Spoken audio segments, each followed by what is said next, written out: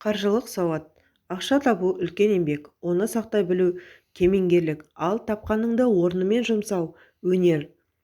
Луций Анне Сенека. Адам баласы ақшаны тапқанмен оны қалай жұмсаудың жөн-жосығын біле бермейді. Қызметкер айлығын, кәсіпкер табысын, студент шәкіртақысын дұрыс жұмсауды білмесе, өз еркімен кедейлікке қадам жасайды деген сөз. Қаржылық сауатсыз адам қаржы үнемдеудің өзегі өзіне не қажет екенін білу, жомарттық пен дарақылықтың ара-жігін ажырата алу деген сияқты мәселеде көп ойлана қоймайды. Сондықтан қаржылық сауат дегеніміз адам өміріне маңызды орын алар тақырыптың бірі. Кітаптың бұл бөлімінде мұсылман баласының байлық пен дүниеге қатысты ұстанымдары, сондай-ақ қаржылық сауат жайлы кейбір қажетті мәліметтерді айтамыз. Байлық пен кедейлік. Ақша мен дүние мүлікке қатысты санамызда орнығып, танамызда қалыптасқан көзқарасымызға орай оған деген қарым-қатынасымыз бен әрекетіміз де түрлі болады. Ақша дүние боқ, ақша адамды бұзады. Бай болсам, бала-шағамның психологиясы бұзылады, тіпті наркоман болып кетуі мүмкін. Ақшаны адал жолмен табу мүмкін емес. Осы халімізге шүкір, ақыретте есебіміз жеңіл болады. Бай болсаң, адал досың болмайды. Жиған дүниеңді өзіңмен бірге алып кетпейсің. Ақшаң қаншалықты көп болса, проблемаң да соншалықты көп болады. Ақшаның артына түсем, мен де бай болар едім. Бай болсам, рухани қуатым әлсіреп, Құдайдан алыстап кетемін. Тыраштанып қажеті жоқ. Құдайдың өлшеп бергенін артық таппайсың тағда басқа. Міне, осы секілді ақшаға байлыққа байланысты бір жақты пікір мен санасын кедейлік психологиясы торлап алған адам сөзсіз жоқшылыққа тап болуы табиғи құбылыс. Әсіресе кеңес үкіметінің байды жексұрын, кедейді жағымды етіп көрсету үгіт насихаты кейбір адамдардың әлі күнге түп санасынан өшкен жоқ. Сондай-ақ дүниені толықтай тәрк етіп, аскетизмге шақырған бір жақты діни уағыздар да байлыққа қатысты қоғамда қате пікір қалыптастырғаны анық. Санадағы мұндай жағымсыз пікір адамды кері тартады, алдына ақшаға қатысты үлкен мақсат қоюына, басқаша ойлануына, ізденіп еңбектенуіне кедергі келтіреді. Бойдағы қабілет-қарымына тұсау салып, ішкі ресурстарының толық ашылуына мүмкіндік бермейді. Сөйте тұра, мұндай пікірдегі адамдар көбінесе байлыққа сырттай қызығып, іштей тамсанумен өмірі өтеді. Өйткені бұндай көзқарас адамның мына дүниедегі материалдық қажеттілігіне керағар болғандықтан шындыққа жанаса бермейді. Адамның көбі қанағат, шүкір секілді құндылықтарды орынсыз қолданып, онымен өзінің жалқаулығын жабуға, білімсіздігін ақтауға, ішкі мазасыздығын, тіпті қызығу мен қызғанышын жұбатуға тырысады. Ал керісінше, мол ақша мына дүниеде үлкен мақсаттарды орындауға қажет. Балаларыңыздың сапалы білім алуына жағдай жасайсыз. Байлық арқылы мұқтаж жандарға көмектесу мүмкіндігіне ие боласыз. Дәулет жиып, оны Алла жолында жұмсау сауапты құлшылық түрі. Материалдық жағдайың жақсы болса, шығармашылықпен алаңсыз айналысуға мүмкіндік бар. Көп ақшаң болса, ел кезіп, жер көресің, көкжиегің кеңейеді, өзіңе деген сенімің артады, ел ісіне араласасың, тағы да басқа. Осы секілді байлыққа қатысты санасында жағымды пікір қалыптасқан адамдардың арман мақсаты да асқақ болады. Сол мақсатына жету үшін көп еңбектеніп тер төгеді. Құранның 80-нен аса жерінде намаз құлшылығымен қатар зекет беруді бұйырған аяттар бар. Демек, намаз қандай ұлық ғибадат болса, зекет те сондай маңызды құлшылық. Ал зекет беру мүмкіншілігіне ие болу үшін кісі дәулетті болуға тиіс. Адам жан мен тәннен жаралған. Жанымыздың қажеттігін намаз, ораза секілді құлшылықтармен қанағаттандырамыз. Ал тәнімізді ше, өйткені тәніміздің де өзіндік қажеттілігі бар. Тән реалды дүние болмақ. Ал адамның осы қажеттігін өтеуі, оны дұрыс әрі адал азықпен қамтамасыз етуі аса сауапты іс. Құранның көптеген аятында дүниесін игі жолда жұмсағандардың дәрежесі жайлы, садақа берудің сауаптылығы турасында қайта-қайта айтылған. Мысалы, Бақара сүресінде мал-мүлкін Алла жолында сарп ететіндердің мысалы 7 бірдей масақ шығарған, әр масағында 100 дәні бар дәнек секілді. алла қалаған пендесіне сауабын еселеп береді. алла өте кең, сондай жомарт, барлық нәрсенің жай-күйін өте жақсы білетін шексіз ілім иесі, десе басқа бір аятта дүние мүлкін түн демей күн демей жасырын һәм жария түрде игі жолда жұмсайтындардың раббылары деңгейінде алатын ерекше сауабы, сыйы бар. Олар үшін әсіресе ақыретте ешбір қорқыныш жоқ һәм олар онда әсте мұңаймайды делінген. Пайғамбарымыздың өзі берген қол алған қолдан қайырлы, қуатты мұсылман әлсіз мұсылманнан әлдеқайда қайырлы деу арқылы әрдайым берген қол болуға, қайырымды мұсылман деңгейіне көтерілуге шақырған. Сондай-ақ алла елшісі Мұхаммед саллаллаху алейхи вассалам күпірліктен әрі кедейліктен аллаға сиынамын деп дұға жасаған. Адам бол, мал тап. Абай Хакімнің «адам бол, мал тап» деген сөзінің мәні тереңде. Адамдық қасиетке ие болмай тұрып, байлыққа иелік ету соншалық опа бермейді. Өйткені адам баласы өзінің жаратылыстағы миссиясын терең түсінбесе, ол іштегі эгосын уақытша қанағаттандыру үшін өмір сүреді. Яғни нәпсі қалауын таяттандыруға тырысады. Өзгелерден үстем болу, басқалардың назарын өзіне аудару сияқты жалған көріністерге ұмтылғыш келеді. Жұртқа өзін мойындатсам дейді. Ең бірі байдың бірімін, тым мықтымын, тағы да басқа жалған мақсат үшін күндіз-түні тер төгеді. Қандай кезде оның ішкі эгосы құдайына айналады. Сөйтіп, ол өзінің бар әрекетін ішіндегі эго құдайын қанағаттандыруға жұмсайды. Рухани тұрғыдан кемелдене алмаған жандардың қабілет-қарымы жетілген сайын іштегі мені қоса семіріп, тәкаппарлығы қатар өсіп отырады. Олар көбінесе байлықты немесе атақ-мансапты өмірінің ұлы мұратына айналдырып алғандықтан, діттеген мақсатына қол жеткізген кезде тәкаппарлыққа бой алдырып жатады. Үнемі басқаларды мақтау-мадақ дәметеді. Жасаған жақсылығын міндетсіне бастайды. Ал керісінше жиған дүниесін немесе атақ-мансабынан айырылып қалса, көңілі құлазып күйзеліске ұшырайды. Өйткені өмірдің мәні деп түсінген ақша, байлық, атақ-мансаптан айырылған адам басқаша әрекет етуі әсте мүмкін емес. Тарихта байлығынан айырылған ірі кәсіпкерлер өзіне қол салған оқиғалар жетіп артылады.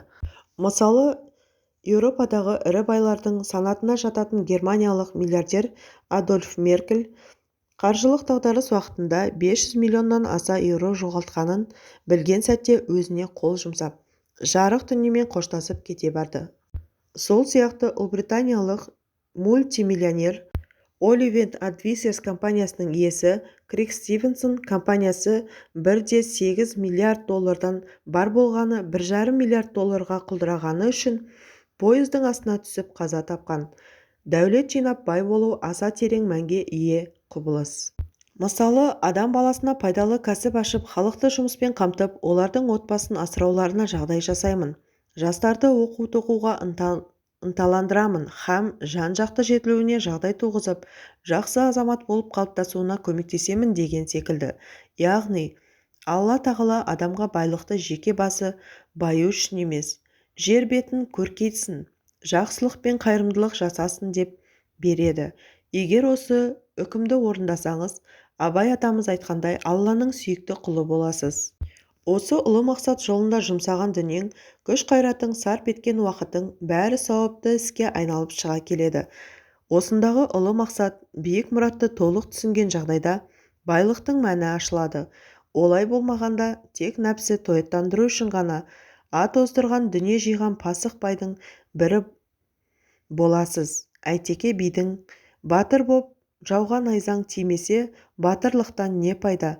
Бай болып халқыңа пайдаң тимесе, байлығыңнан не пайда дегені осы. Шәкәрім Құдайбердіұлы малды жан мен ар үшін жию керектігін алға тартады. Мақтан үшін мал жима, жан үшін жи. Қазаққа көз сүзбестің қамы үшін жи. Арың сатпа, терің сат, адалды ізде. Ғибадат пен адалдық ар үшін жи. Демек, байлыққа қол жеткізу адамның мына дүниедегі негізгі миссиясы бола алмайды. Байлық бар болғаны ұлы мақсат, биік мұратқа жетелеудің құралы ғана. Мысалы, атақты имам, әрі бай саудагер, әбу ханифаға өзінің сауда керуені жолда тоналып дүние-мүлкі түгелдей жоғалды деген хабар жеткен кезде ол сәл ойланып тұрып аллаға шүкір дейді. Кейін ол кісіге: керуеніңіз аман-есен, басы бүтін екен, манағы хабар жансақ болды деген сүйінші жеткен сәтте де сәл кідіріп аллаға шүкір деп үн қатады. Мұны байқап отырғандар: керуеніңіз жоғалғанда да қайта табылды деген хабар естіген кезде де аллаға шүкір дедіңіз.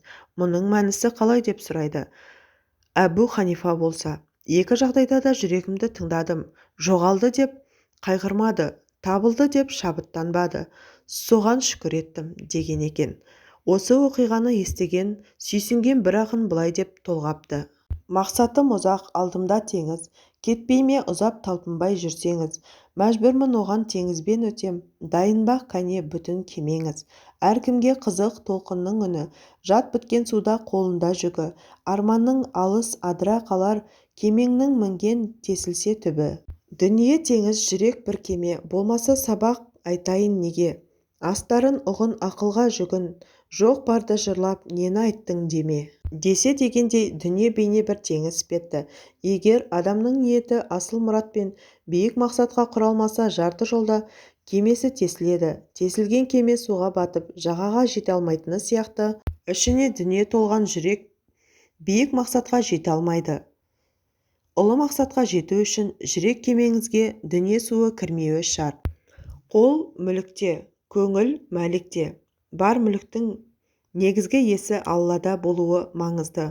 Бұлай болмаған жағдайда адам баласы тұғырынан тайып, таттана бастайды. Адамның таттануы түрлі қасиеттер мен зұлымдықтарға жол ашады. Бұл жайында түрік ойшылы, әлемтанушы ғалым Жемил Мерич: адам сүю үшін, ал дүние мүлік қолдану үшін жаратылған. Әлемдегі бүгінгі хаос керісінше дүние мүлікті сүйіп, адамды елемеуден туындап жатыр деген екен. Олай болса, өмірдегі мақсатымыз, армандаған жетістіктеріміз ұлы мұрат пен биік мақсат аясында қарастырылса ғана биік аңсарға айналады. Сонда сен адами қарызыңды өтейсің, Алланың сүйікті құлы боласың. Олай болса, қадірлі оқырман, байлық сені емес, сен байлықты басқар, дүние саған қызмет етсін. Еңбекпен тапқан нан тәтті. Еңбек қылмай тапқан мал дәулет болмас. Қырдың суы секілді тез суалар. Абай. Еңбексіз құр арман мен бос қиял жетістікке жеткізе алмайтыны айтпаса да түсінікті. Өкініштісі, бүгінгі таңда көп адам аз еңбектеніп, көп пайдаға кенелу дейтін психологиялық дертке шалдыққан. Көрінбеген нәрсені аламын деп, айырылма қолыңдағы бар малыңнан деп, мәшһүр жүсіп ескерткендей, түрлі қаржылық пирамида мен лотерея ойынына ақшасын судай шашып жүргендер жетерлік. Көрінбейтінді қуалап, құмар ойынға ұтылып жатқандар қаншама. Бұл құбылысты рухани ауру деуге болады, немесе санадағы кедейлік. Бұдан құтылмай еш нәрсе оңалмайды. Құранда әр адам өз еңбегінің қарымын алады делінген. Құдай өзі береді, ризық Алладан дейтін сөздермен жалқаулығымыз бен жатып ішер масылдығымызды жаба тоқуға болмайды. Еңбексіз келген ақша адал жолға жұмсалмайды. Еңбексіз мал табуға құмарлық кедейліктің жолы. Абай өзінің аш қарын жұбана ма майлы ас жемей атты өлеңінде: еңбек жоқ, қарекет жоқ, қазақ кедей, тамақ аңдып қайтеді тентіремей деп сынай келе, жалға жүр, жат жерге кет, мал тауып кел. Малың болса сыйламай тұра алмас ел. Қауыңның барында қайрат қылмай, қаңғып кеткен өмірдің бәрі де жел. Деу арқылы ұрпақты ешбір жұмысты арланбай жасауға, тіпті жалға жүруге, қажет болса бөтен елге, басқа жерге барып ақша табуға шақырады. Сол сияқты шәкәрім қажы: ерінбесең еңбекке дәулет дайын, жаратқан жоқ жатсын деп бір құдайың, ойласын деп ой берді көруге көз, аяқ берді тапсын деп басқан сайын, үйде отырып салғанмен сары уайым, тілегенің тұрама саған дайын, жүріп тұрып ойланып істеп көрсең, қарекеттің білесің сонда жайын. Жатып ішкен жан тыныш салғырт салақ, оған арам қарекет ой ойламақ. Іздемеген кісіге қайдан келсін таза киім, жылы орын, тәтті тамақ деп елді масылдықтан жирендіріп, еңбек етуге, малды мақтан үшін емес, биік мұрат үшін жинауға насихаттайды. Адам еңбегімен сыйлы, маңдай терімен абыройлы. алып жатып ішер масылдың өзіне де өзгеге де құдайға да сүйкімі жоқ. Фэншуйдің үкімі. Фэншуй даосизм наным-сеніміне тиесілі мистикалық сенім жүйесі. Фэн сөзі жел, шуй сөзі су деген мағынаны білдіреді. Даосизм құрамында діни-философиялық элементтері бар Қытайдың дәстүрлі ілімі. Фэншуйді біреулер ілім деп жатады. Бұл ілімге жатпайды. Ол ци энергиясының адам өміріне жағымды әсерін іздеу негізінде пайда болған мистикалық сенім жүйесі. Ци Қытай философиясында ғаламды толтырып тұрған энергия немесе табиғи күш. Фэншуй теориясын құрастырған Ян И есімді кісі. Ол жақсы үй тұрғызу үшін немесе жақсы шаруашылық ашу үшін айдаһардың демі қажет деген. Сөйтіп, айдаһардың демі бар деп білген жерлерге жақсы жаман деп өзінше болжам жасаған. Фэншуйге әлемдегі ғылыми қоғамдастықтар жалған ілім деген баға берген.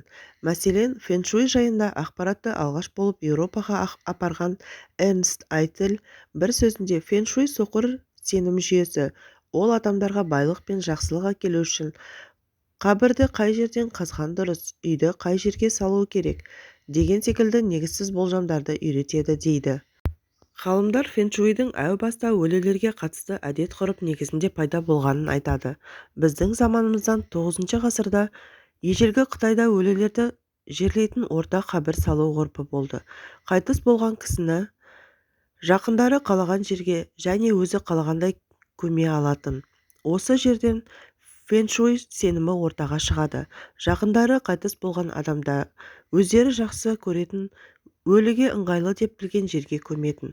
Осылайша бұл бірте-бірте соқыр сенімге айналып кеткен.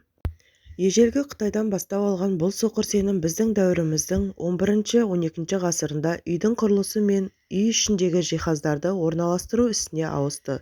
Сондықтан қазіргі таңда пәтер ішін бөліктерге бөліп, қытайлық сувенирлерге толтыруды ілімге балап, оның тарихын 6000 жылдық деп жүрген адамдарға сенудің ешбір негізі жоқ.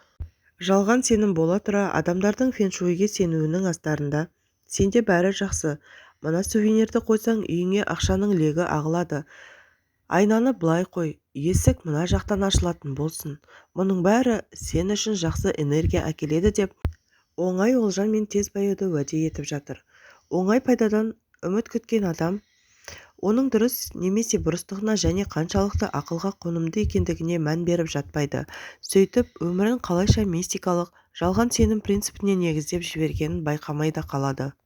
Шариғи және ғылыми негізі жоқ жалған мистикалық сенімдерге иланып, өмірді соған негіздеу үлкен адасушылық және күнә. Сондықтан жалған сенім мәселесінде абай болған жөн. Әсілінде мұсылмандық сенім бойынша ризық несібені беретін Алла. Адамнан талап етілетін нәрсе болса, жақсы ниетпен қажылы еңбек. Біреудің қолымен жасалған бақа-шаян немесе айдаһар мүсінді ақша шақырады деп сену сау ақылға сыймайтын дүние. Байлық пен ақша тартатын асыл зат адамның шынайы ниеті мен еңбегі.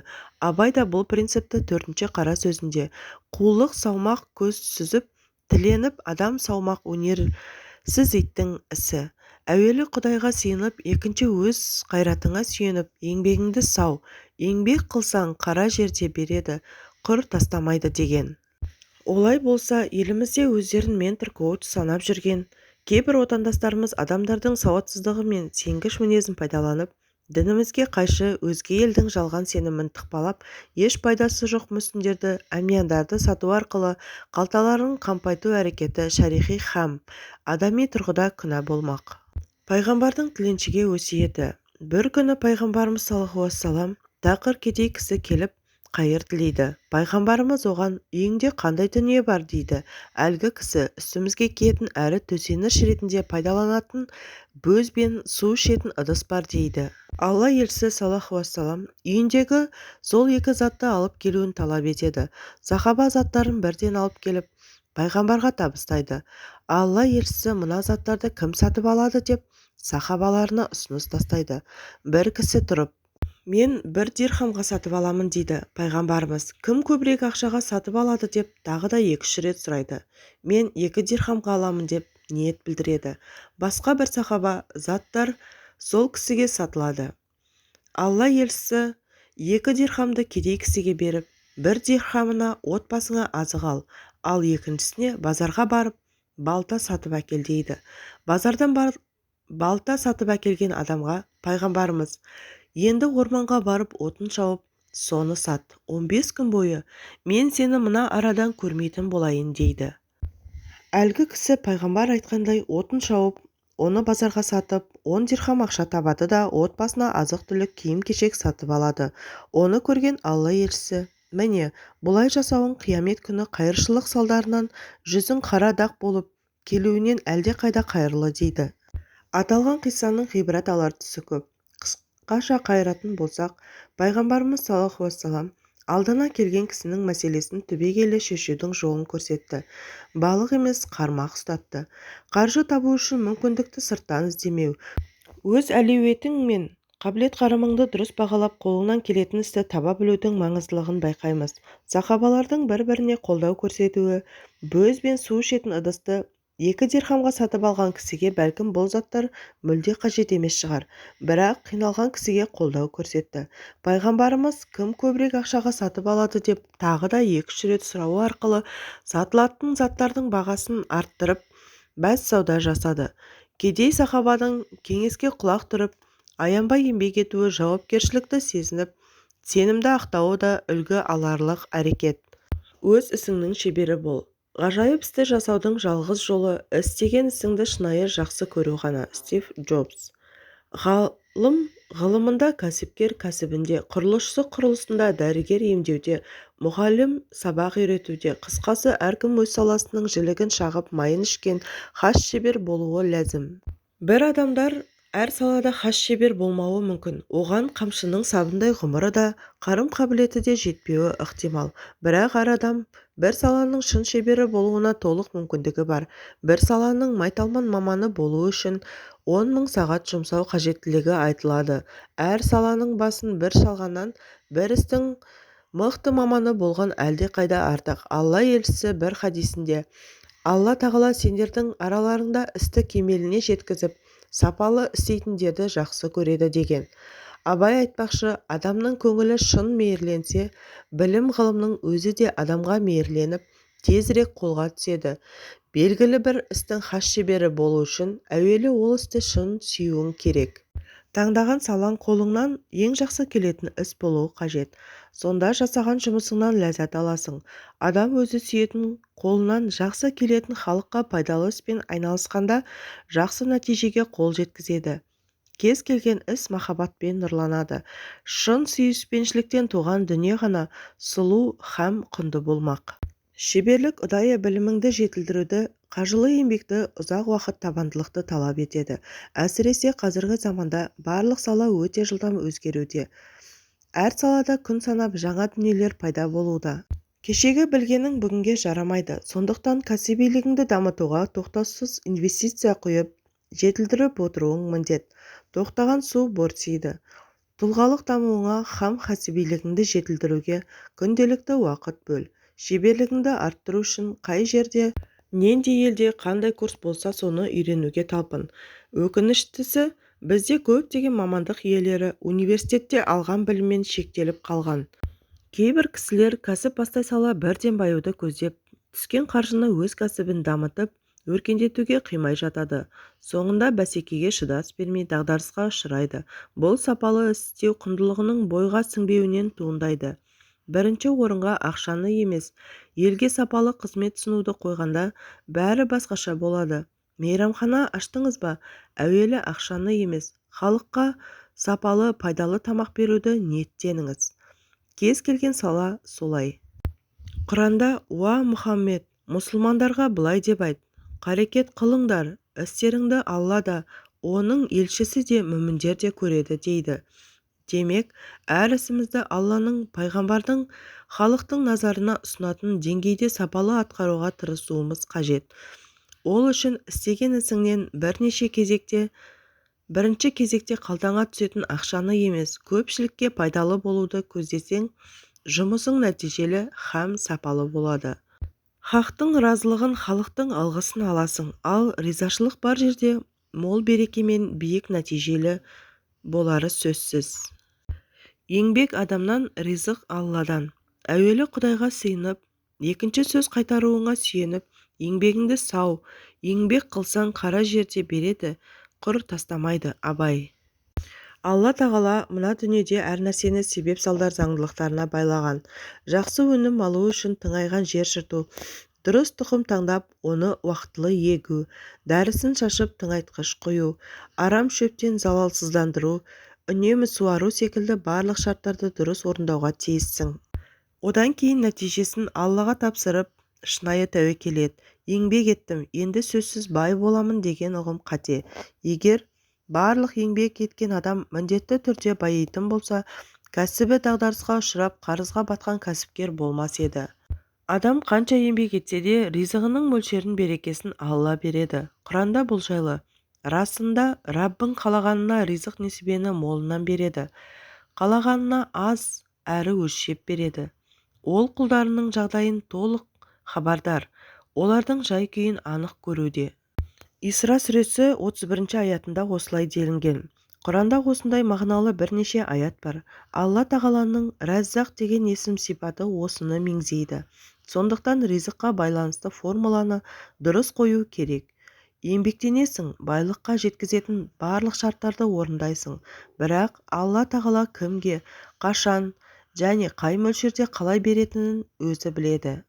Адам баласы Алланың құзыретіндегі ризық беру, нәсіп ету ісін бақылауына алып, уысында ұстауға ұмтылғанда уайым, қайғы, стресс басталады. Жетістікке жеткен кәсіпкерлермен сөйлескенімде олар өздерінің қажырлы еңбегінің жанында жоспарда жоқ мүмкіншіліктер мен сәті түскен кездесулер нәтижесінде кәсіптерінің өрге домалап, мол дәулетке қол жеткізгендіктерін айтады. Мысалы, белгілі кәсіпкер Сырымбек Тау алғашында елімізге Жапониядан көлік әкеліп сатумен айналысады. Бірде оған Гонконгтан 2 автобус көлігін әкеліп беруге тапсырыс түседі. Кәсіпкер дереу Қытайға барып, тапсырыс бойынша 2 автобусты сатып алады. Қайтарда көліктің салоны бос қайтпас үшін оған қандай да бір заттарды тиеп ала келу идеясы туады. Сөйтіп, автобус орындықтарын шешіп, оны артындағы бос орынға жинастырады. Ойлана келе балаларға арналған киімдер мен ойыншықтар сатып алады. Бірақ 2 автобуста да бос орын әлі жеткілікті еді. Сөйтіп жүргенде ескі көліктерді бөлшектеп сататын пакистандықтарға жолығып қалады. Нәтижесінде ешкімге қажеті жоқ үйіліп тұрған ескі көліктердің доңғалақтарын автобусқа тиеп алып жолға шығады. Елге жеткен соң қызық болғанда әкелген автобустан емес, керісінше ескі көлік доңғалақтарын сатудан көбірек пайда табады. Сырымбек Тау осылайша кездейсоқ жаңа кәсіптің жолын табады. Кейін табанды еңбегінің арқасында көлік доңғалақтарын шығаратын Қытайдың Трейнджл және Жапонияның Якохома компанияларының Қазақстандағы дистрибьюторлығына қол жеткізеді. Осылайша Сырымбек бауырымыз кездейсоқ ұшырасқан кәсіптік бағытының арқасында ірі бизнесменге айналады. Демек, табанды еңбек бізден, ал сәттілік пен несібе, береке мен ризық Алладан. Дінге бет бұрған кейбір кісілер керісінше, Алла өзі береді, ризық Алладан, деп өздерінің жалқаулығын дінмен жабуға тырысады. Бұл үлкен қателік. Құранда намаз өтеген соң жер бетіне тараңдар және Алланың шексіз шарапатынан ризық несібелеріңді іздеңдер. Бұған қоса Алланы көп еске алыңдар, сонда мақсат мұраттарыңа жетесіңдер делінген. Бұл аятты мұсылман баласының еңбек пен ризыққа қатысты формуласы деуге болады. Құлшылығыңды орындаған соң жаһан кезіп ризық іздеп еңбек етуді бұйырады. Аяттың соңында Алланы көп еске алыңдар сөзінен істің нәтижесін Аллаға тапсыру қажеттілігін, дұға тілектің керектігін нұсқайды. Ешкімнің ақысын жеме. Адал еңбекпен мал іздемек, ол арлы адамның ісі. Абай. Мал дәулетіңнің берекелі болуы кісі ақысын жемеуден тікелей қатысты. Алла елшісі бір хадисінде жұмысшының ақысын маңдай тері кеппей тұрып беріңдер дейді. Яғни, қарапайым жұмысшының айлығын асыға күтіп отырған, үйінде бала-шағасы бар екенін кәсіпкер терең түсініп, үлкен жауапкершілікпен сезінуге тиіс. Сонда оның тапқаны адал, көңілі тыныш, еңбегі дұрыс бағаланып, еңбек ақысын уақытылы алған жұмыскер жұмысын бар ықыласымен адал атқаратын болады. Дәстүрлі әнші Жәнібек Кәрменов бұл жайлы былай дейді: еңбекпен еккен бәйтерек күтімін тапсаң солмайды, қулықпен тапқан мал арам, өзіңе қайыр болмайды. Рас, қулықпен біреудің еңбегін жеп тапқан табысың түбі жақсылыққа апармайды. Адал табысқа ынталандырған Алла елшісі, бала-шағасын адал табыспен асырауға тырысып жүрген адам Алла жолындағы күрескермен тең. Ар-ұятын сақтап, адал дүние іздейтіндер шейіттермен деңгейлес деген. Студент әулие. Бірнеше күн бұрын Астанадағы Мұмтаз мейрамханасында жүздері таныс екі жігіт күлімдеп келіп, ерекше ықыласпен амандасты. Бірден тани кеттім. Дастан мен Манас. Дастарханға шақырып едім, бірден келісе кетті. Әңгімеміз жарасып, осыдан дәл 8 жыл бұрын болған оқиғаны еске түсірдік. Бұл екі жігіт менің көзімде жер бетіндегі тірі жүрген әулие. Неге дейсіздер ғой?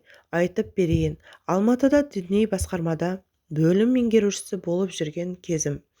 Бір топ жігіт менен өмірлеріндегі маңызды бір мәселенің фәтуасын сұрай келіпті. Мұқият тыңдадым. Екеуі де GuestNet, желілік маркетингінің Қазақстандағы басты лидерлері. Екеуі де студент болғанына қарамастан, Қазақстанда осы істі дөңгелетіп, айына емес, күніне қыруар табысқа кенеліп, қалталары майланып жүрген көрінеді. Мінгендері қымбат көлік, күнделікті асты тек қымбат мейрамханалардан ғана ішеді.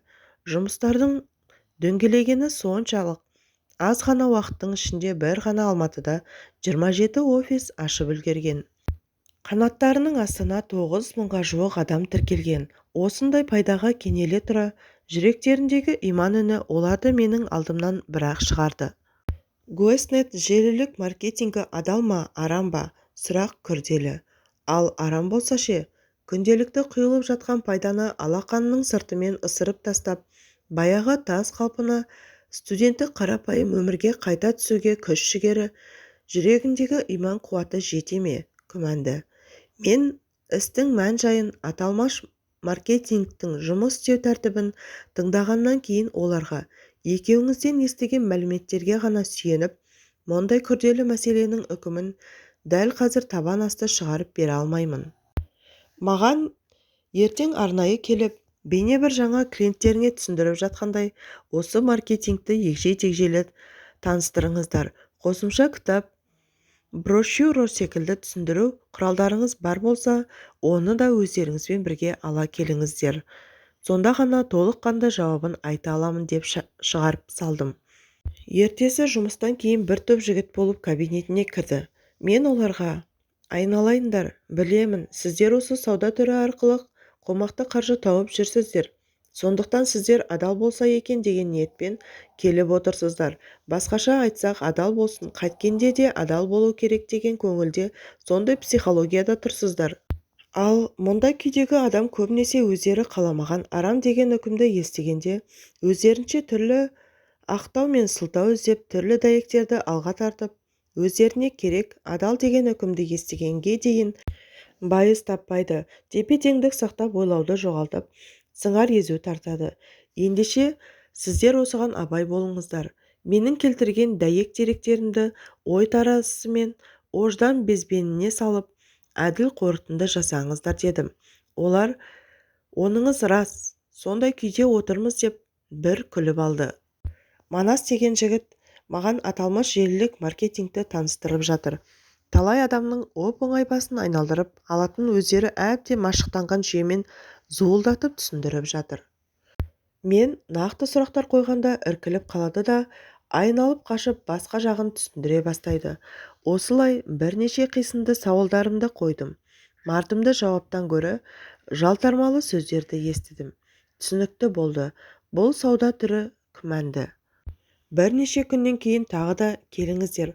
Оған дейін мен сіздер әкелген мына 11 баспалдақ атты кітапты оқып, толыққанды байламға келіп, нақты үкімін айтамын деп шығарып салдым. Кітапты түгел оқыдым. Бұл сауда түрінің нағыз алаяқтықтың кәсіби түрі екеніне көзім әбден жетті. Не керек, бірнеше күннен кейін әлгі жігіттерге бұл сауда түрінің харам екенін егжей-тегжейлі нақты дәйектермен түсіндірдім. Бірен-сараны болмаса, көбісі еріксіз әрең бас шұлғып отыр. Көздерінде енді не істейміз деген қорқыныш пен қимас қарас байқалады. Мен оларға: өздеріңіз де байқағандай, бұл сауда түрі алаяқтықтың кәсіби үлгісі екендігіне сөз жоқ. Әрине, сіздерге мұны тастау оңайға соқпас, бірақ дүниелік баянсыз арам пайданы емес, ертеңгі болатын мақшардағы беретін ауыр есебімізді ойлауымыз керек. Дегенмен, сіздерге мынаны сүйіншілеп айта аламын: егер Алла ризалығы үшін осынау арам пайдадан шын ықыластарыңызбен бас тартатын болсаңыздар, екі дүниеде де жаман болмайсыздар. Ерте ме кеш пе мұның қарымы сөзсіз қайтады. Бастапқы кезде сіздерге ауыр болады. Қайтадан жатақханаға, қарапайым өмірге қайту қиын соғады. Бірақ Алланың ризалығы үшін бәріне көнесіздер деп шығарып салдым. Айтқанымдай, психологиялық һәм материалдық өте ауыр жағдайды бастарынан кешіпті. Жинаған ақшаларын қанатының астындағы адамдарға таратып береді. Өйткені пирамиданы өздері тоқтатқан жағдайда у-шусыз кету үшін солай істеуге міндетті. Олар кеткен соң 27 офистің көбі жабылып, қанаттарының астына тіркелген 9.000 адам тарыдай шашылып кетеді. Бір күні қалтамызда ыстық ас ішерге көк тиынымыз жоқ. Бөлмеме келіп, нанға майонез жағып жеп отырғаны аянышты жағдайымды көрген бір студент танысым мені қағанат асханасына апарып бір тойдырған еді деп, Дастан қаржылай қатты қиыншылық көргенін, күндерін еске алды. Жұмыстарының кері кеткеніне ашуланған аталмыш желілік маркетингтің қыруар табыс тауып жүрген басқа бір лидері осының бәріне себеп болған Қайраттың көзін құртқызамын деп ант су ішіпті. Қытайдағы компанияның есеп-шотына бұрынғыдай ағыл-тегіл құйылып жатқан ақша азаяды. Көп өтпей шетелден компания басшыларының 2 адамы ұшып келіп, Дастанды қайтадан Гуэснет желілік маркетингіне жұмыс істеуге көндірмек болады. Тіпті олар жұмыстарына кедергі болған менің фәтуамнан да хабардар болып, Қайрат деген кім? Керек болса басқа дін ғалымдарынан фәтуа аламыз дегенде көрінеді. Тіпті оған Бентли автокөлігін және Алматы қаласынан аса қымбат тұратын пәтер ұсынады. Бірақ Дастан бауырымыз жоқ деп үзілді-кесілді бас тартады. Міне ерлік, міне имандылық. Бір күнде тап-тақыр кедейге айналатынын білсе де, ондағы иман қуаты 5 күндік дүниедегі харам табысты емес, тура жолды, ақыреттік сауапты таңдатты. Міне иманның сиқырлы күші, міне тірі әулие. Дастан Гуэснет желілік маркетингінен кеткен соң қаржылай қатты қиналып қалады. Жатақханада нанға майонез жағып жеп отырғанымды көрген бір танысым мені қағанат кафесіне апарып ас алып берді деп, шалқыған өмірден соң әп-сәтте кедейге айналған сол күндерін есіне алғаны бар. Оқуын бітірген соң Дастан бірнеше жыл әскери мекемеде қызмет атқарды. Ал бүгінде еліміздің бірнеше қаласында табысты жұмыс істейтін Дами ресторандар желісінің иесі. Дастанның тарихи жаратқанның ешбір шынайы ниетті, ізгілік амалды қайтарымсыз қалдырмайтындығының тарихы. Ал мен жылдар бойы бұрын айтқан сүйінші хабарымның орындалғанына куә болып, жаратқанға шүкір еттім. Үндемеу құндылығы. Өсек өтірік мақтаншақ, еріншек бекер мал шашпақ. 5 дұшпанның білсеңіз, Абай. Қаржы үнемдей білу адам өмірінде аса маңызды рөл атқаратын қарекет. Адам үнемдеу құндылығын үйрену арқылы межелі мақсатына оңай жетеді. Үнемдеу ұғымына адамның бойындағы қажыр-қайраты мен сабыр-тағаты секілді дүниелер де кіреді. Мәселен, бойдағы сабыр қуатын үнемдемей, болмашы нәрселерге сарқып берген кісі қажет сәтте бейсалдылық таныта алмайды. Өткен іске өлердей өкініп, немесе болашақты қатты уайымдаған кісінің дәл қазіргі шаққа қажыр-қайраты, сабыр-қуаты жетпей қалады. Адам бойындағы күш-қуатын үнемдемей, ұсақ-түйек істерге төгіп тастаса, маңызды жұмысқа келгенде күш-жігері жетпей, әлсіздік танытады. Қаражат та солай. Үнемдеуді өмірлік қағида етіп алған кісінің табысы берекелі болады. Бірақ үнемдеуді сараңдықпен, жомарттықты ысырапшылдықпен шатастыруға болмайды. Орынсыз жерде үнемдеу сараңдық, ал жөнсіз шашып төгу жомарттық емес, ысырап. Үнемдеуге байланысты Қазақтан мынандай жақсы сөз қалған: тарта-тарта жесең тай қалар, қоя-қоя жесең қой қалар, қоймай жесең нең қалар. Қолындағысын үнемдеп қолданатын кісі Алла берген нығметтердің қадірін түсініп, шүкірлік жасап жатыр деген сөз. Шүкірлік тек қана Алла, бергеніңе шүкір деп айтумен бітпейді. Шүкірлік қолдағыны үнемдеп әрі керек жеріне жұмсаумен жүзеге асады. Мұндай шүкірдің сыйы еселенеді. Алла тағала аятта: егер шүкір етсеңдер, нығметімді арттырамын дейді. Қаражаттың бір бөлігін жинай берумен байып кетпеуің мүмкін, бірақ дәл керек кезде жеке қорың болады. Қысылтаяң шақта ешкімге алақан жаймайсың. Бұл жайында пайғамбарымыз бір хадисінде: үнемшіл кісі ешкімге қол жайып мұқтаж болмайды деген. Сондықтан әркім өзінің шынайы қажеттілігін анықтап алуы керек. Өзіне не керек екенін анықтай алмаған адам әрдайым ысырапқа бір табан жақын жүреді. Мәселен, қымбат мейрамханаға бару үшін қарыздану керек пе? Әлбетте жоқ. Болмашы ләззат үшін қарызға кірудің қажеті жоқ. Бір мәрте ләззат алды, ләззаттың әсері кетті. Ендігі жерде бір ай бойы күйзеліске түсіп, қарызын жаба алмай жүргеннің несі жақсы? Сол сияқты жарты қойдың етіне кететін ақшаны бір отырғанда шашып тастап, жарты ай бойы етсіз отырудың қандай мәні бар? Хакім Абай ебін тауып дүние жинауға, әрі оны жұмсауда ысырапқа салынбауға шақырады. Ол өзінің «Қуанбаңдар жастыққа» атты өлеңінде: адалдан тапқан тиынды сал да сақта қапшыққа, қолдағыңды қорғап бақ, мал арзан деп аптықпа, сыпайы жүрде шаруа ойла, доңғайланып аптықпа дейді. Адалдан тапқан ақшаны ақылмен жұмсау талап етіледі. Даңғойланып алды-артын аңдамай ақшасын шашқан адамның шаруасы ешқашан оңалмайды. Қолдағы барды әрдайым ойын-сауыққа, пайдасыз жиындар мен керексіз нәрселерге шашу ысырап. Ысырап берекенің қас жауы. Біле жүріңіз, ысыраптың кесірінен әлемде жыл сайын 1,3 миллиард тонна тағам қалдық болып қалады екен. Босқа кеткен немесе жоғалған тағам шамамен 1 триллион ақш долларына тең. Тағам қалдығының 1/4 бөлігі әлемде аштықтан зардап шегіп жатқан 795 миллион адамды тамақтандыруға жеткілікті. Бай елдердегі тағам қалдықтары 22 миллион тонна. Сахараның оңтүстігіндегі барлық Африка мемлекеті өндіретін тамақ көлеміне 230 миллион тоннаға пара-пар. Бір Еуропаның тағам қалдықтары 200 миллион аш адамды тамақтандыра алады. Тағам қалдықтары жаһандық климаттың өзгеруіне жеделдететін 3,3 миллиард тонна көмірқышқыл газын шығарады. Әлемде өндірілетін барлық тағамның 1/3 бөлігі қалдық болып қалады. Әлемдегі таза судың 25% қолданылмайтын тағамдарды суаруға пайдаланылады. Минимализм өзін-өзі өзгешелік пен артық көрсетпек адамдықтың нұрын, гүлін бұзады. Абай. Минимализм қазір трендке айналған өмір сүру философиясы. Минимализм, яғни үнемшіл ғұмыр сүру, ең әуелі санада қалыптасуға тиіс. Қазіргі қоғамның проблемасы аса қажет емес заттарды, құралдарды, киім-кешекті, азық-түлікті өмірлік зәрулік деңгейдегі қажеттілікке айналдырып алуында жатыр. Өткен жолы бір танысым дүкен кассаның жанында тұрып, адамдардың не сатып алып жатқанына әдейі мән бердім. Сонда байқағаным, алынған заттардың көбісі онсыз да өмір сүруге болатын, аса қажеттігі жоқ кәкір-шүкір бірдеңелер екен деп еді. Пайғамбарымыздың саллаллаху уассалам бөлмесіндегі заттарға назар аударыңыз. Барынша минимализммен өмір сүргеніне көз жеткізесіз. Смартфон әлемінде төңкеріс жасаған Стив Джобс та азғантай жиһаз, қарапайым декорлы жерде жұмыс істегенді ұнатқан.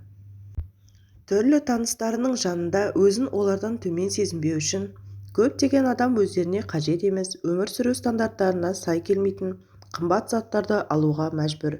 Сөйтіп қарызға кіреді.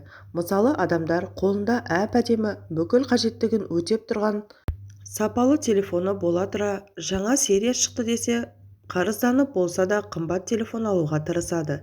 Кейбір бизнес-коучтар қарыздансаң да бағасына қарамай, қымбат болса да ұнаған нәрсеңді сатып ал деп желіктіреді. Неліктен деп сұрасаңыз, әлгі затты алған соң оны төлеу, қарыздан құтылу адамға мотивация береді деген ессіз жауапты естисіз. Бұл біздің ысырап етпеу құндылығымызға қайшы. Қарыздану мұсылман адамға мотивация бола алмайды. Қолдан жасалған қысым арқылы стресске түсудің қажеті жоқ. Қанша жерден есебің мықты, еңбегің күшті болса, ризықты беретін Алла тағала екенін ұмытпау қажет. Осындай мотивацияны естіп алған бір кәсіпкерінім $130,000 қымбат көлік алғалы жатқанын айтып қалды. Себебін сұрағанымда, араласатын жолдастарымның бәрі қымбат көлік мінеді. Олардың қасында мына көлігіммен ыңғайсызданамын деді. Оның ыңғайсыз сезініп жүргені 1 жыл ғана болған жап-жаңа көлік. Ал ана көлікті алу үшін керекті ақшаның жартысын қарызға алғалы тұр. Сенің мына көлігіңді менсінбейтін досың саған қажеті қанша? Одан да сол ақшаңды кәсібіңе салып дамыт деп кеңес бердім. Абай айтпақшы, тегінде адам баласы адам баласынан ақыл, ғылым, ар, мінез деген нәрселермен озбақ. Онан басқа нәрселерменен оздым ғой демектің бәрі де ақымақтық. Елден ерекшелену үшін дөңкиген көлік мініп, биік үйде тұру үшін белшеден қарызға батудың еш қажеті жоқ. Сыртына қарасаң керемет бай, ешқандай проблемасы жоқ бақытты адам сияқты көрінуі мүмкін. Бірақ белшеден қарыз, өмір сүру стандарты мен тапқан табысы бір-біріне сәйкес келмейді. Біреуден ерекшеленіп көрініп қалуға тырысудың өзі санадағы дерт. Өз өміріңді емес, өзгенің өмірін сүру. Ал шынымен қажет болса, үнемшілікке бармай, қалағаныңды алу керек. Бірақ жұрт көрсін, ел айтсын деп емес. Осындайда шәкәрім данышпанның мына бір сөзі еріксіз ойға оралады. Қайтер еді жігіттер, тым қымбатты кимесек, мақтан үшін борышты үсті-үстіне үймесек. Қаладағы байлардың ыңғайына билесек, аяғында қайтеміз, банкрот боп күйресек, орта кисек ұрсама, біз ешкімге тимесек. Монша неге құмарсың, түбі пайда емеске. Күміс тұрман тағынып, мен қалай деп егеспе. Қарызданып күн сайын шаруа кетті келмеске. Шәкәрімнің айтуынша, ысыраптың түбінде мақтанкөйлік жатыр. Байлардың ыңғайына билеу тұр. Елдің сөзі, жұрттың пікірі үшін доңғайлыққа салынып, қарыздану ақылды кісінің ісі емес. Мұның түбі кәсіптің кері кетуіне, дағдарысқа жол ашады. Кісі қолындағы қаржысын дұрыс басқаруды білмей, мақтанкөйлік пен дарақылыққа салынса сөзсіз ысырапқа жол береді. Ал ысырап адамды қарызға батырады. Белшеден қарызға батқан кісінің жағдайы қайта оңалуы қиын.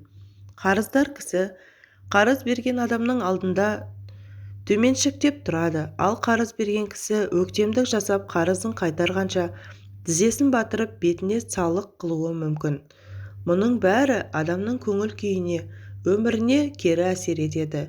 Мәшһүр Жүсіп жөнсіз қарыз алудан сақтандырып былай дейді. Сүйкімді біткен жұртқа болам десең, ешкімнен дүние сұрап аузыңды ашпа. Біреуден соң берем деп борыш алма, басыңды байлауда қып кілтке салма. Кісіден дүние алғаның, құл болғаның, кіріптар өз-өзіңнен болып қалма. Осы орайда басымнан өткен мына бір оқиғаны айта кетейін. 1995 жылы Мысыр елінде оқуда жүрген кезім. Ол кезде Қазақстанның экономикалық жағдайы өте ауыр. Енді ғана шатқаяқтап аяғына тұрып келе жатқан тұс. Жазғы демалысты елге келіп кетуге қалта көтермейді. Азғандай шәкіртақы жетпейді. Басқа балалар жазғы демалыс сайын еліне барып келіп жатты. Ал мен Каирдың аптап ыстығында қала бердім. Отбасында 10 ағайындымыз. Ауылдағы ата-анам ақша жіберуге шамасы келе бермейді. Мал арзан. Маған билет алу үшін қолдағы бүкіл малды сату керек. Осыны сездім де әке-шешеме салмақ салмауға тырыстым. Не керек? 3 жылдан астам уақыт ел бетін көрмедім. Аз ғана шәкіртақым айдан айға зорға жетеді. Телефон байланысы ол кезде өте қымбат. 1-2 минут хабарласып, әке-шешемнің даусын естудің өзі бір ғанибет.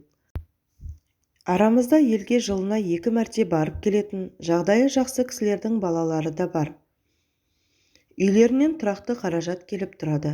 Қалағанша ішіп жейді. Алайда сол азаматтар келесі шәкіртақы түскенше ақшасы бітіп, бізден қарыз сұрайтын. Кейіннен сол жігіттер елге оралған соң да қарызға белшеден батып жүргенін байқадым.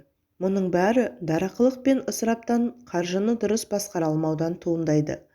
Қазақтың той-томалағы мен өлім-жетімі де ысырапсыз болмай тұр. Көбінесе ұят болады деп, ел не дейдінің кесірінен мәнсіз істерге ұрынуда. Орынсыз той-думан көп. Тұсаукесер, тілашар, 10 жылдық, түген жылдық деп шашылып той жасау сәнге айналды. Оның үстіне шамасына қарай той жасаудың орнына өсімге ақша алып қарызға батуда. Той жасағанда көрпеге қарап көсілуге әбден болады ғой. Қымбат көліктер керуенін ұйымдастырмай-ақ, лимузинге мінбей-ақ, қымбат әншілермен бағасы уытай мейрамханаларды жалдамай-ақ, қарапайым жерде ең жақын деген адамдарды шақырып, ақ батасын алуға да болады емес пе? Не нәрсе болсын, елден тым ерекшеленбей орта жолды ұстанған дұрыс. Бұл жайлы Шәкәрім қажы. Сыртын түзеп кейбіреу ала сұрды, киіміне мақтанған бала сынды. Ат болсын, киім болсын, мінез болсын, құба түбел, істі қыл жарасымды. Құба түбел дегенді ұқсан керек, орынсызды істеме болсаң зерек. Мүйізі бар кісідей едірейіп, өзге жаннан болмасың түрің бөлектеп, ысырапқа жеткізбей, сараңдыққа салынбай, орта жолды ұстануға шақырдады.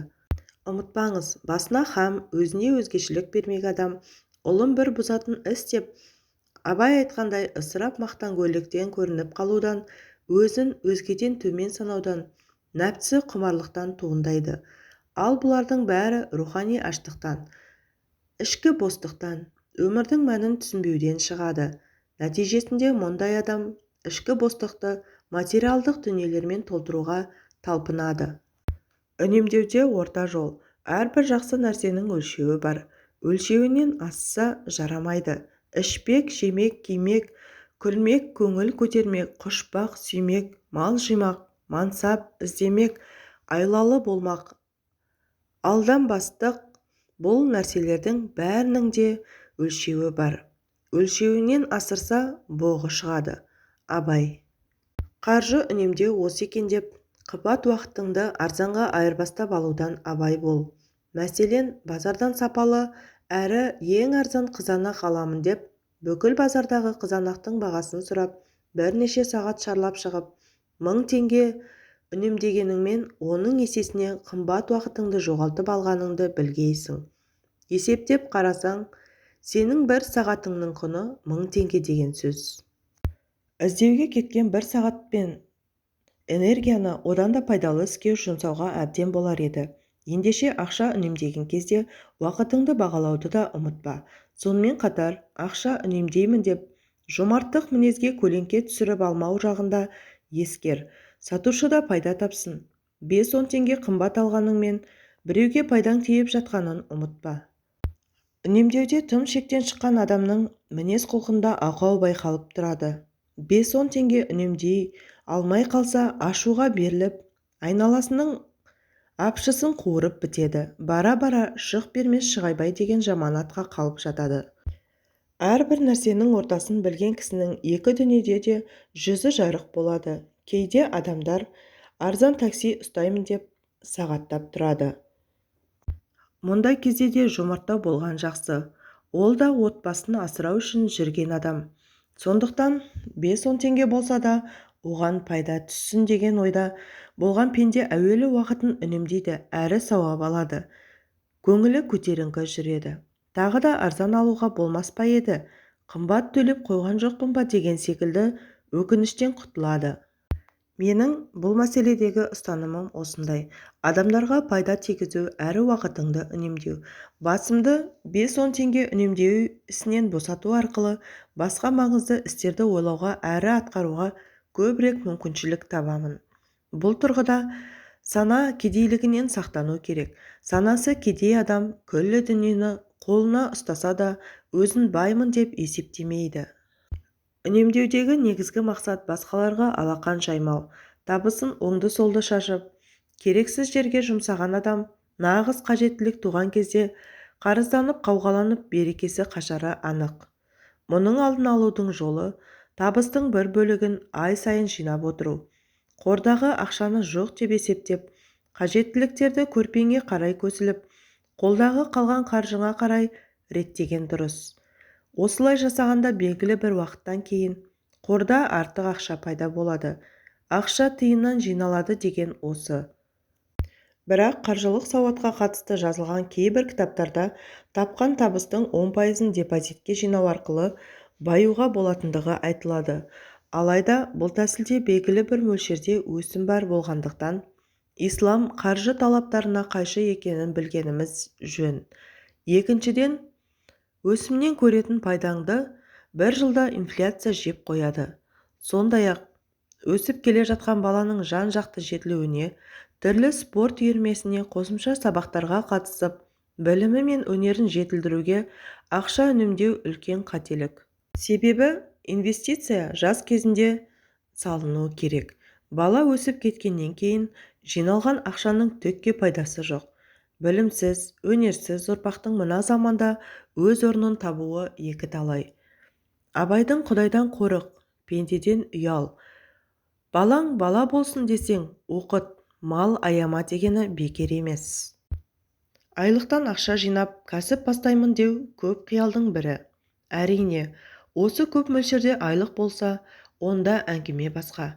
Бірақ шайлыққа әрең жететін айлықты үнемдеп, қаржы жинап кәсіп бастаймын дегеннен гөрі, біліміңді жетілдіруге, өзіңе аямай инвестиция салған әлде қайда нәтижелі.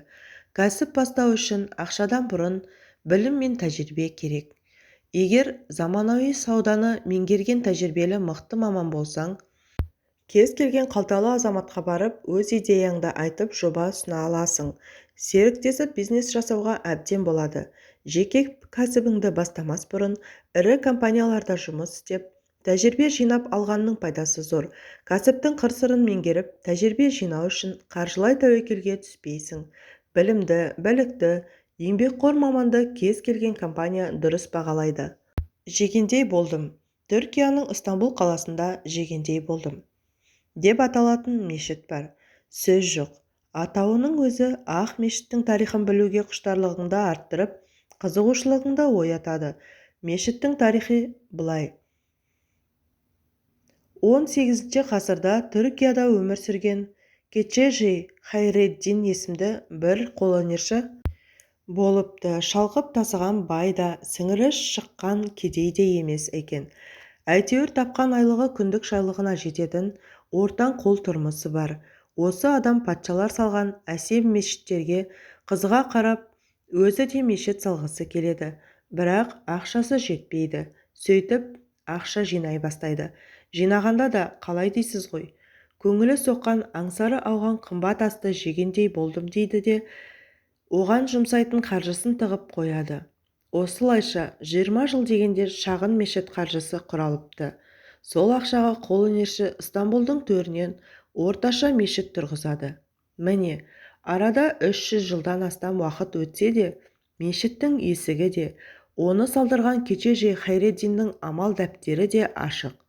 Алла тағала Keçeci Хайреддинге шын ниеті үшін сауап келіп тұратын есікті ашық қалдырды.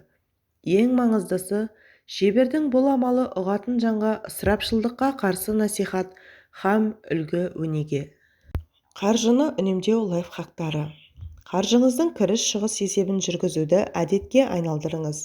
Ол үшін телефоныңызға CoinKeeper секілді тегін мобильді қосымша жүктеп алыңыз. Қосымшаға қаржының кіріс көздерін, айлық, жеке кәсіп тағы басқаларды жазып қоюға болады. Сондай-ақ, қаржы шығындайтын әрекеттерді, азық-түлік, киім-кешек, дәрі-дәрмек, балалардың оқуы, бензин тағы басқа ұяшықтарға бөліп, жұмсалған қаржыны көрсетіп, жазып отыруға болады. Ай соңында қай әрекетке көп қаржы жұмсалғанына талдау жасап, оны дұрыс басқаруға қол жеткізесіз. Қосымшаны қолдану жолын YouTube каналындағы арнайы дәрістерден үйренуге болады. Ай сайын жалақының бір бөлігін басқа карточка, есепшотқа салып жинаған тиімді. Бұлай істеу арқылы сіз ақшаны жоқ деп есептейсіз. Сонда санаңыз қолыңыздағы қалаған ақшаға шақтап өмір сүруге өзін мәжбүрлейді. Көрпеңізге қарай көсілесіз. Сауатты тамақтану, спортпен айналысу, себебі денсаулығы мықты адам емделуге артық қаржы шығындамайды. Темекі, ішімдік секілді зиянды әдеттерден арылу, басқалармен бәсекелеспей өмір сүру. Дүкен базарға азық-түлік киім-кешек алуға барған кезде тізім жасап шығу. Тізімнен барған адам өзіне қажетін ғана алады. Олай болмағанда аса қажеті жоқ нәрсеге ақша шығындауыңыз мүмкін. Ұнаған нәрсені бірден алмаңыз. Бірнеше күн күтіңіз. Себебі жарнаманың әсері һәм сол кездегі көңіл күйдің ықпалымен керексіз затты сатып алуыңыз бек мүмкін. Көп жағдайда қажет сияқты көрініп тұрған көп нәрсе эмоция тарқап, аптығыңыз басылған соң түкке керегі жоқ болып шығады. Бір зат сатып аларда өзіңізге бұл нәрсе шынымен маған керек пе? Қажеттілігі қанша? Бұнсыз өмір сүруге бола ма? Мұның баламасы бар ма? Секілді сұрақтар қойыңыз. Қажеттілігі анық болғанда ғана сатып алыңыз. Киім-кешекті маусымнан бұрын не кейін сатып алу. Мысалы, қыстық киімді көктемде, жаздық киімді күзде сатып алып қою. Дүкендер көбінесе маусымнан кейін заттарды жаппай арзан сатады. Дүкендердегі арнайы жеңілдіктерді пайдалану. Қағаз ақша ұстау. Қазір электронды ақшаның заманы болғандықтан кез келген жерде карточкамен төлем жасау оңай. Бірақ карточкамен төлем жасау қолма-қол ақша жаратқандай әсер қалдырмайды. Ақшаны аударғанда яки карточкамен төлегенде жұмсалған ақшаның мөлшері толық сезілмейтіндіктен әр нәрсені ала беруіңіз мүмкін. Ал қолма-қол төлегенде ақшаның құнын сезінесіз.